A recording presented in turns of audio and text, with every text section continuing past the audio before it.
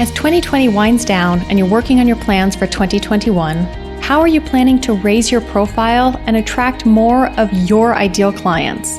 You have no doubt seen the power of video. When you stop scrolling to watch on social media, when you see videos on websites, and if you're one of the 2 billion monthly users on YouTube. Video is one of the most effective mediums for building trust and credibility and attracting your ideal clients. And while video has long been important, it's even more so now, as everyone continues to adjust to this virtual world and building a valuable virtual brand. Whether you're a current business owner, thinking of going out on your own, want to build your personal brand, or simply be more comfortable and confident in this virtual world, sign up now for a brand new 3-month program that I'm launching with my colleague in the UK, Adam Owen.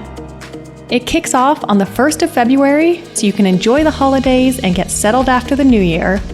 But register now because we are ending this year with some goodness and giving you 20% off for the rest of 2020. Full details and registration at innovatingadvice.com/ideal clients.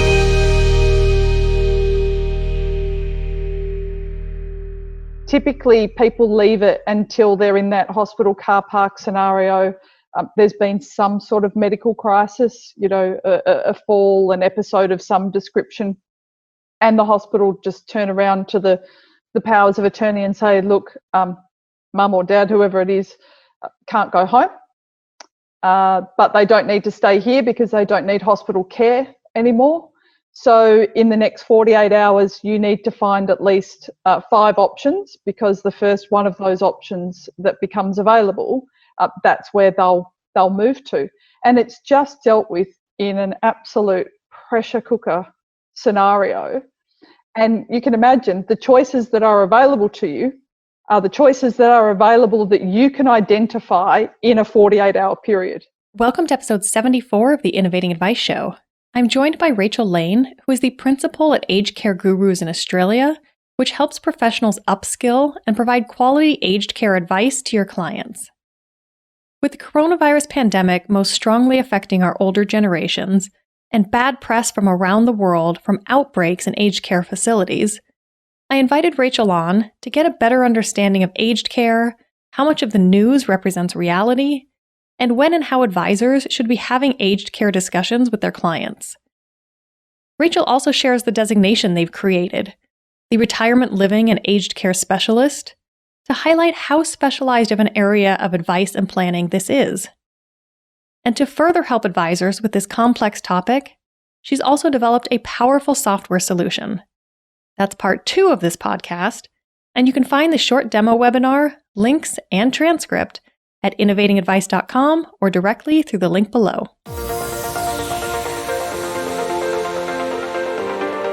You're listening to the Innovating Advice Show, and I'm your host, Kate Holmes, bringing you the global pulse on financial services innovation, featuring financial planners, financial advisors, and related professionals from all corners of the globe. Let's dive in. Hello, Rachel. Welcome to the show. Hi. So we are talking all about aged care. So let's start with, what is aged care? Aged care is different things to different people. I think when you use the words aged care, a lot of people have kind of images of nursing homes conjure up in their minds. And that's a bit of a misnomer, this whole idea that everybody who needs aged care receives aged care in a residential aged care facility. It's simply not true. Less than 20% of people who receive aged care services in Australia receive that as a permanent resident of a residential aged care facility. So I think that misnomer, kind of that myth, and how much people believe in that myth is really what stops people from discussing their aged care options. Because let's face it, if you think that opening up that conversation is a slippery slope to a nursing home, you're probably not going to say, hey, let's chat about what happens if I need aged care. Yeah. So, I think there's a whole education piece that needs to happen, both for advisors, but then advisors with their clients about what does aged care mean and how aged care can and does mean different things to different people, and it's not a slippery slope to a nursing home. Well, and I might even add a third one on that in terms of conversations with advisors and their own family.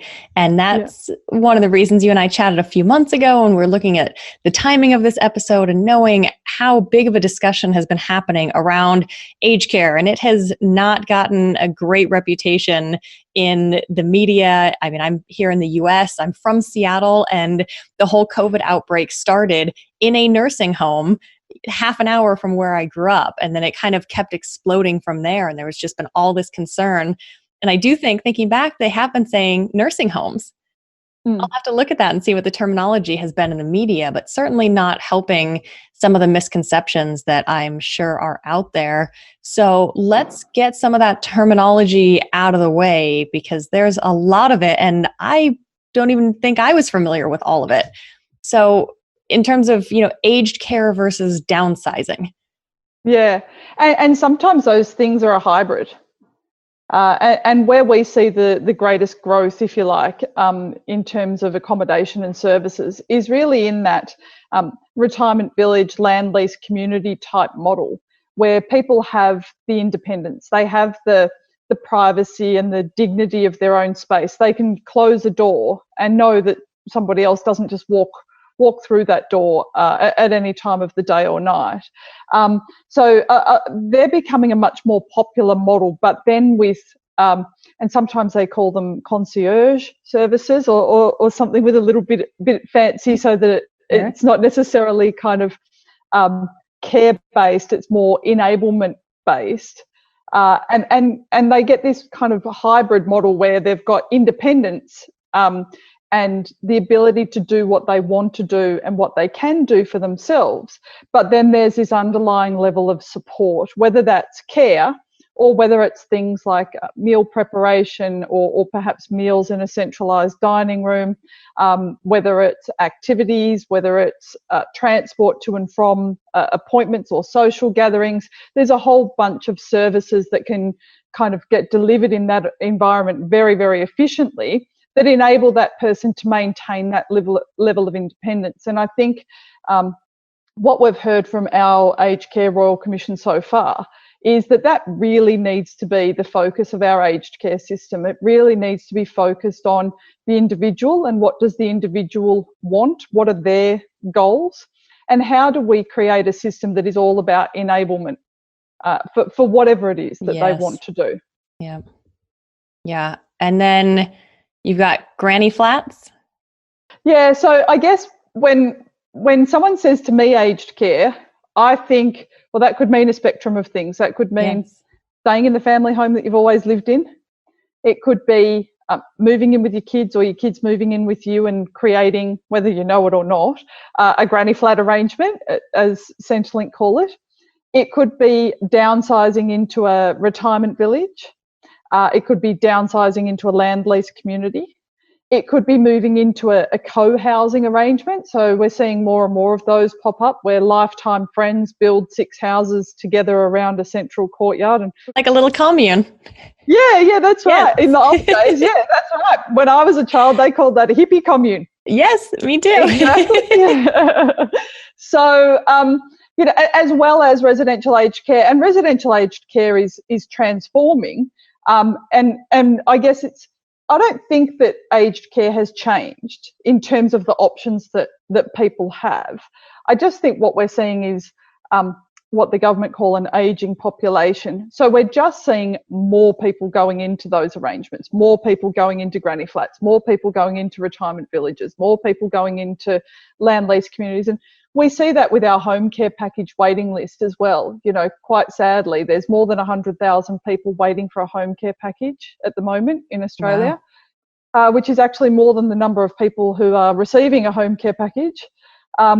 So, I mean, the system is very, very broken. But if we look at it from that point of view, the demand, and that's also demand where a lot of people don't even know that home care packages exist. So once there's that level of education that goes through, you would expect to see demand for those packages increase even on what they are at the moment. So what's the difference between home care and aged care? Home care is just one of the programs that fall under the umbrella of Commonwealth funded aged care. Okay. So, and there's kind of two distinct programs within that. Broadly speaking, there's the Commonwealth Home Support Program, which is really the entry level program. And a lot of people would be familiar with Meals on Wheels. Meals on Wheels exists within what they abbreviate to CHISP, Commonwealth Home Support Program. Within CHISP, you can't allocate a budget of money. Essentially, they assess your care needs and they say, we can give you these services each week, and you accept or don't accept those services. And they pretty much decide who your provider is going to be. And a lot of time you won't necessarily have full control over what day of the week or what time of the day those services get delivered to you, because they're trying to roster staff. With home care packages, it's a completely different dynamic. So it's what they call consumer directed care. So the consumer has a budget of money that they have a host. So they have to nominate their home care package provider to host that package of funds. And then they choose both which services they receive, so what do they use that home care package to pay for, but also who delivers those care and services to them. They can also use those home care package funds for home modifications, appliances, mobility aids, things of that nature. So it's not necessarily, a lot of people think that it's sort of a weekly or a monthly drip feed of money that you then need to spend every week or every month. No, a lot of people save up money in their home care package so that they can buy a mobility scooter or modify their bathroom. It's much safer for them to use, things of that nature, as well as the ongoing care element. Sure. And circling back and thinking, because we're in 2020, thank goodness it's almost over. But again, all the media attention around whether it's nursing homes, aged care, home care, whatever you want to call it, I think we're seeing it all around the world. How has that shifted the conversation around planning for aged care? Are you seeing any impact from this pandemic? Oh, absolutely. We're seeing so many people reevaluate their living arrangements. They're looking at their home, I guess, because they've been stuck inside their home. I know for us, I'm in Melbourne, and we've probably been the worst affected over here. So we've been stuck at home for the best part of 7 months.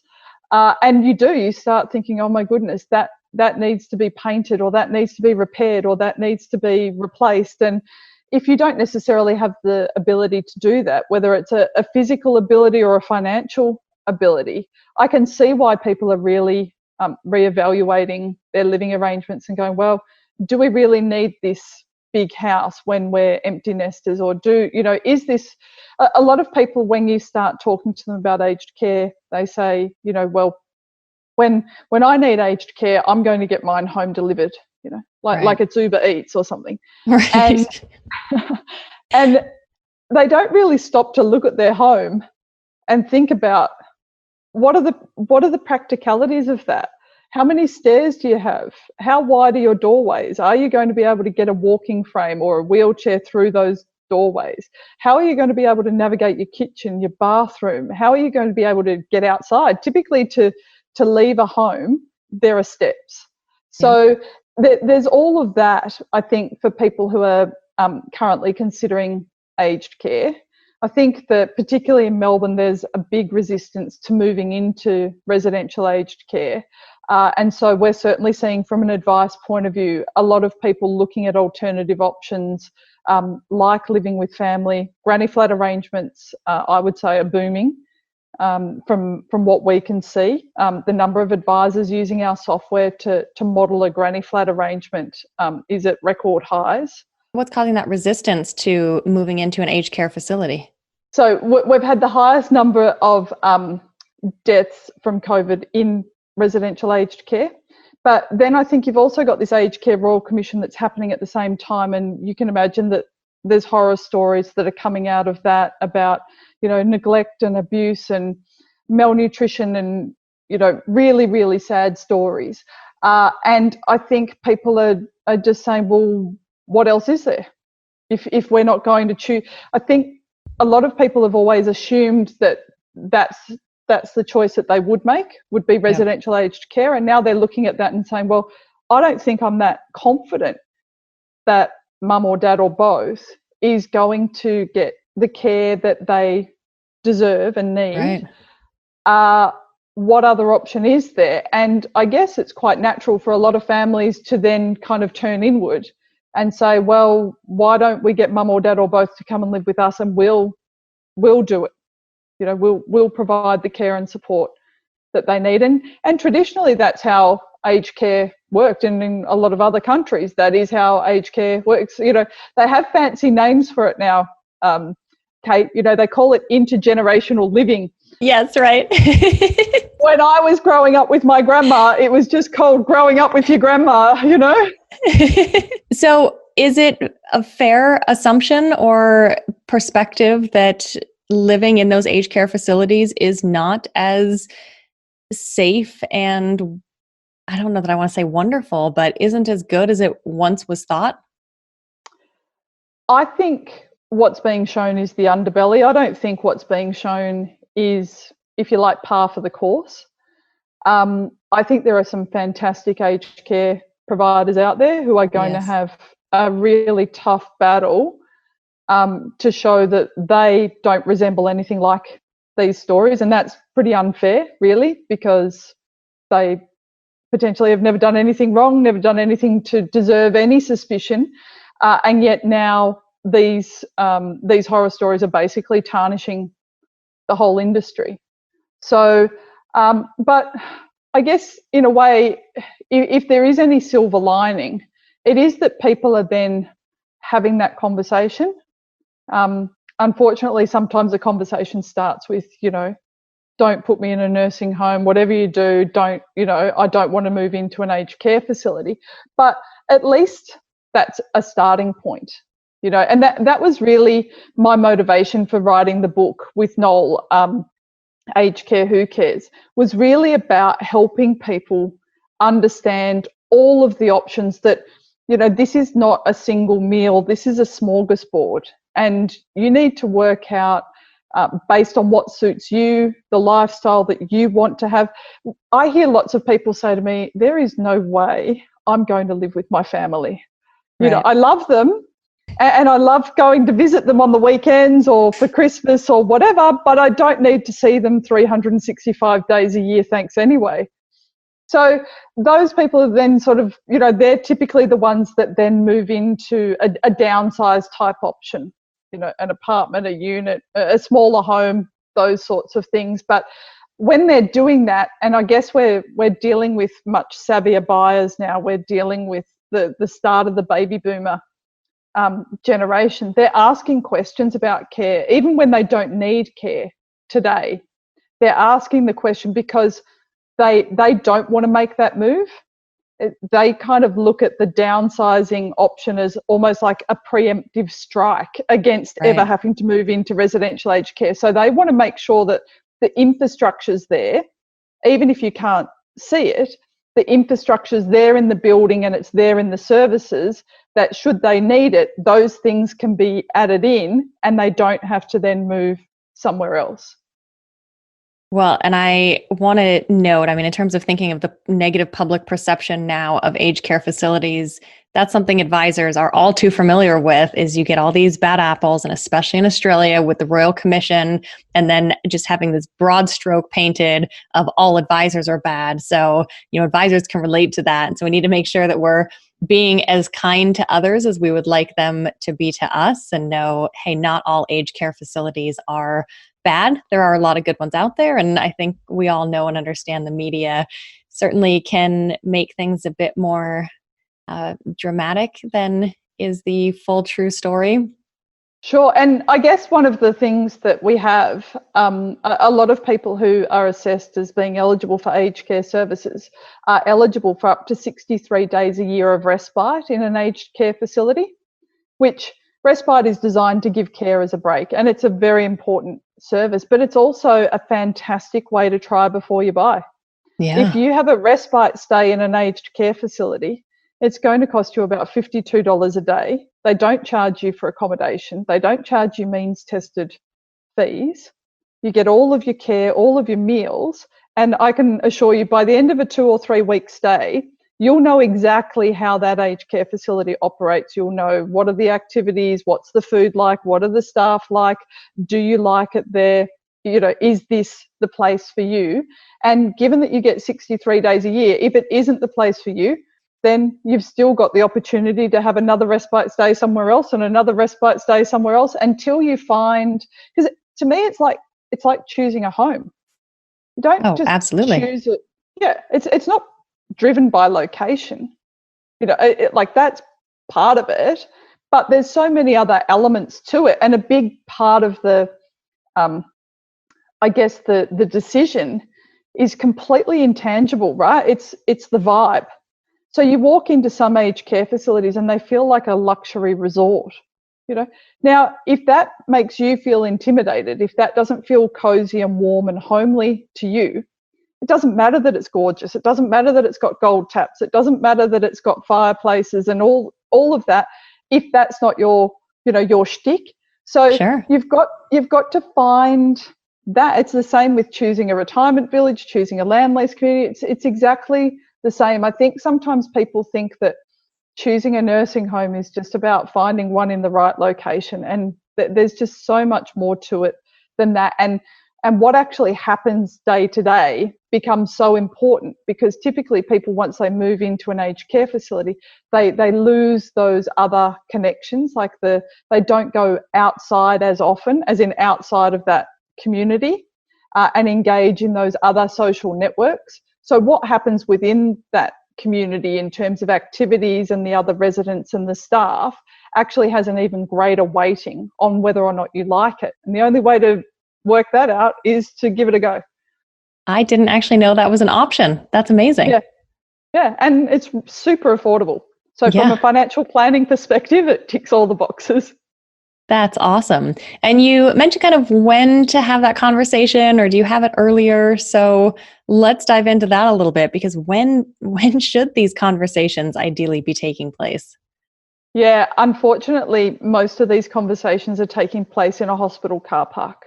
Oh. So people see the deterioration and they see the need, but they either feel like it might embarrass their loved one to bring it up, or they know from what that person has said in the past that it's a touchy subject. But really, the earlier you can bring it up, the better. And the reason for that is because the sooner you start thinking about it and the sooner you start planning for it, the more choices you've got. Typically, people leave it until they're in that hospital car park scenario.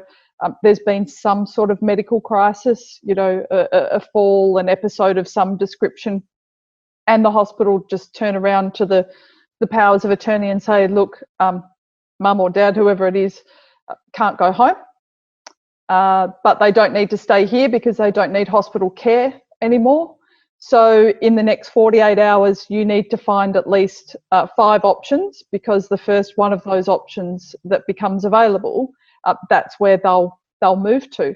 And it's just dealt with in an absolute pressure cooker scenario. And you can imagine the choices that are available to you are the choices that are available that you can identify in a 48-hour period.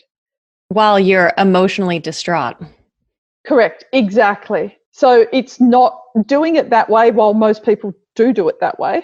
Doing it that way, it just is not designed to get the best outcome. So the best outcome is typically achieved by having those conversations in advance, by trying before you buy. When it comes to home care, a lot of people resist home care because they think if I have the aged care assessment and I'm approved, somebody's going to come on Monday and start delivering care, and I'm not ready, you know, psychologically, I'm not ready for that to happen. In reality, the wait for a home care package, with all home care packages except the lowest level, is more than 12 months. Wow. So when I'm talking to people about this, I say, yeah, but are you ready in 12 months' time? Like, is that enough time to think about it and decide what you would like and who you would like your home care package for? Because you've got a lot of time. So, just because the ball starts rolling today doesn't mean the ball's going to roll quickly. Yeah. And who should be involved in those conversations? Because those are tough, sensitive conversations. I mean, how does the advisor initiate it? Should the advisor make sure that kids are involved as well so that conversation is a bit more out in the open? Look, I think that's a very personal thing. A lot of people say, oh, you have to involve the kids. But I sort of say, well, but why? Yeah. The last time I checked, inheritance was a gift and not a right. Yes. So, and sometimes the people with the greatest conflict of interest in that transaction can be the children, who may be quite resistant to, a downsizing option like a retirement village, for example, where exit fees typically do exist. So I don't think it's necessarily that they must have children as part of that. I definitely think it's a good idea to have clearly stated what you want, so that people know, so that it's not a mystery to anybody, that if somebody needs to make those decisions for you, you've got the relevant power of attorney documents and guardianship and all of those things. You've got all those ducks in a row, and they know what to do. But I don't think you necessarily need to engage children unless you want to. A lot of people engage their children to help them sort of work out what the options are, and even to a certain extent crunch some of the numbers, which is often how seniors end up in front of a financial advisor, because the kids look at the numbers and go, oh, this is very, very different to anything I've ever seen. Let's take you to my financial advisor and get some really good advice about this, because, mum or dad or both are probably getting an age pension, which is something that the kids don't get. There's means tested fees, which are complicated to work out. And then, of course, you've got exit fees, and exit fees in retirement villages and land lease communities in particular can be very complicated. And the most complex arrangements of all, while most people would say it's residential aged care, it's actually granny flats. Granny flats can be really, really tough. And that's where I was thinking, where you probably should have the kids involved if it's going to be a granny flat of, hey, guess what, children, I'm moving in with you. Surprise. Yes. Yeah, that's right. No, and that can really create some tough dynamics, especially where there's more than one child. Obviously, the parent or parents are going to live with one, and the perception of the other siblings is typically, well, hang on a moment, there's a big wealth transfer going on here, that means that the future estate planning is now not necessarily fair to me or to my brother or sister. So that can certainly cause a lot of ructions in families. Yeah. So, Rachel, you're really highlighting how much goes into all this. You're explaining things I've never heard of. I've done a demo of your software, which we'll chat about in a second. And there's a lot of things I honestly don't understand in there. Some of it's specific to Australia, but it's emphasizing that this really is a truly specialized area of advice. And so you have developed a RELACS designation, not relics, RELACS, the Retirement Living and Aged Care Specialist. So talk us through what that looks like. So it's actually RELACS. It's RLACS, which stands for Retirement Living and Aged Care Specialist. And we've developed that, so it's a standalone course. Actually, you can do any one of the individual components of the course. You don't need to do all of it. So those components include residential aged care, granny flat and life interest arrangements, retirement villages and land lease communities, as well as home care.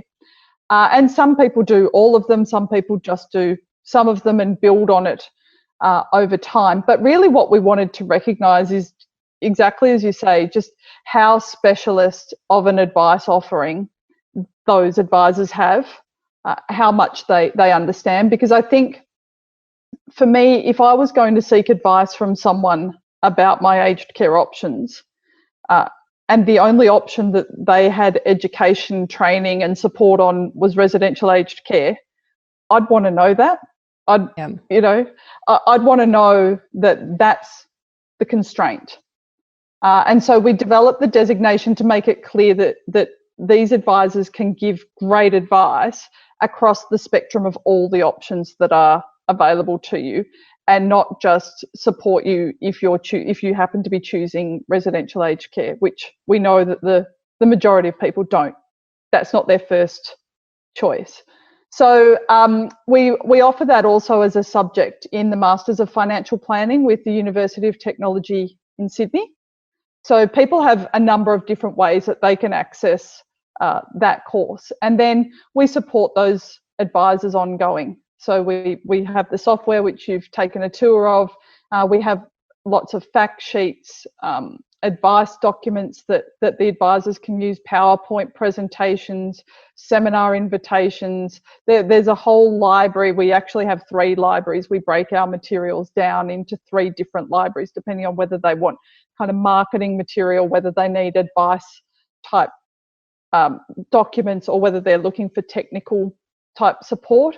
So the advisors get access to all of those libraries and documents to help them basically give great advice. And knowing, all the complexities between countries, I mean, a lot of similarities, certainly. I mean, you mentioned earlier, culturally, sometimes it can just be granny flats are naturally the way to go when you have your parents move in with you. Other places, that's maybe not the first choice or what everyone will go to. So between the specialist designation and the software, do you have plans in the future to expand into other countries? Not at this stage, I guess, because the pension implications, the means testing arrangements, the way in which all of those things are calculated is quite unique to Australia. Even New Zealand is quite similar to Australia in a lot of ways, and even their system is distinctly different from ours. So at this stage, no, it's an Australia-specific product and service offering.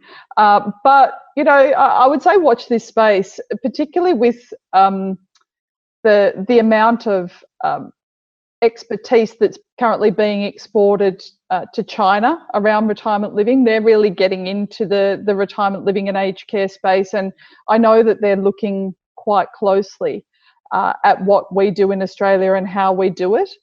Interestingly, I think that if we did become an export to another country, it might be China, because they're relying on so many Aussies to build their retirement living and aged care over there.